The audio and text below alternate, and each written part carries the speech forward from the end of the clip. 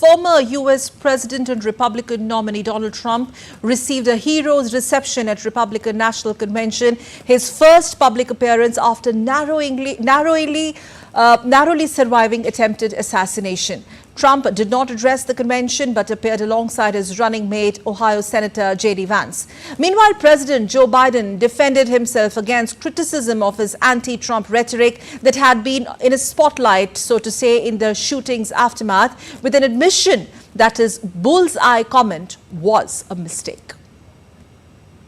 Former U.S. President Donald Trump received a heroic welcome at the Republican National Convention in Wisconsin 2 days after surviving an assassination attempt in Pennsylvania.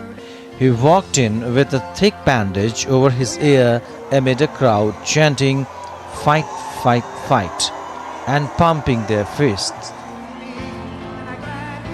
Trump's right ear was grazed by a bullet in a shooting during a rally in Pennsylvania on Saturday, during which one supporter was killed and 2 others were injured. The Republican Party officially nominated Trump to run again for the White House.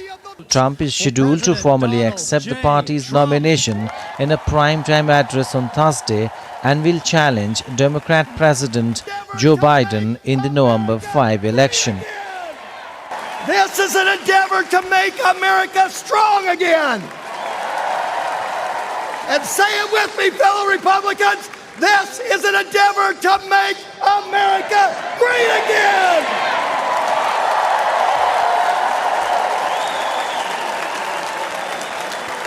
So here we go. It is my honor to nominate Donald J. Trump for the office of President of the United States! The Republican Party also announced Ohio Senator J.D. Vance as Trump's running mate for the White House. The question is on the motion that Senator J.D. Vance be nominated by acclamation. All those in favor signify by saying aye. Aye! Meanwhile, U.S. President Joe Biden accepted that he made a mistake when he told supporters to put rival Donald Trump in a bull's eye in an effort to focus attention on his rival's behavior, but said Trump regularly employed rhetoric that was inflammatory. In another interview, Biden criticized Trump and stated that he was not surprised by the dismissal of a case concerning Trump's handling of classified documents, but he found the ruling misleading.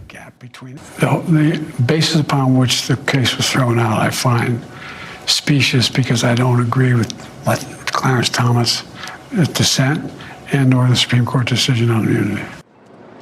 After the assassination attempt by a 20-year-old American, a non-profit body organized a civic engagement event for young Americans in New York City with the goal of equipping young voters with the information they need to participate in the upcoming 2024 presidential election.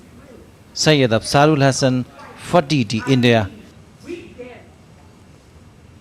Nick Harper joins us live from Washington, D.C. Let's go quickly across to Nick. Nick, fill us with the details of the first day of the RNC, which was also Trump's first appearance post-assassination, appearing alongside his running mate. Hero's welcome made it to the headlines, but has this incident really changed the tone and tenor of the elections from here on?